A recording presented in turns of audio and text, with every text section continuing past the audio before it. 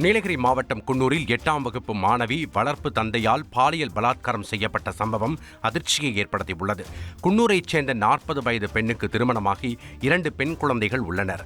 அவர் கருத்து வேறுபாடு காரணமாக 2 கணவர்களை பிரிந்து 3வது திருமணம் செய்தார். சிறுமி வீட்டில் தனியாக இருந்தபோது வளர்ப்பு தந்தை பலாத்காரம் செய்துள்ளார். இதுகுறித்து போலீசார் விசாரித்து வளர்ப்பு தந்தை மற்றும் புகார் அளிக்க மறுத்த தாயார் மீது போக்சோ சட்டத்தில் வழக்கு பதிவு செய்து தலைமறைவான இருவரையும் தேடி வருகின்றனர். குஜராத்தில் உள்ள புகழ்பெற்ற வழிபாட்டு தலமான சோம்நாத் கோயிலில் பிரதமர் நரேந்திர மோடி வழிபாடு நடத்தினார். இதுகுறித்து பிரதமர் எக்ஸ் தளத்தில் வெளியிட்ட பதிவில், பிரயாக்ராஜில் மகா கும்பமேளா நிறைவடைந்த பின் 12 ஜோதிர்லிங்கங்களில் முதன்மையான சோம்நாத் செல்ல முடிவு செய்ததாக குறிப்பிட்டுள்ளார். இந்நிலையில் சோம்நாத் கோயிலில் பிரார்த்தனை செய்ததை பாக்கியமாக உணர்ந்ததாகவும் நாட்டு மக்களின் வளம் மற்றும் ஆரோக்கியத்திற்காக பிரார்த்தனை செய்ததாகவும் குறிப்பிட்டுள்ளார். தந்தி டிவியை உங்கள் கேபிள் டிவி ஆபரேட்டரிடம் இலவசமாக கேட்டு பெறுங்கள்.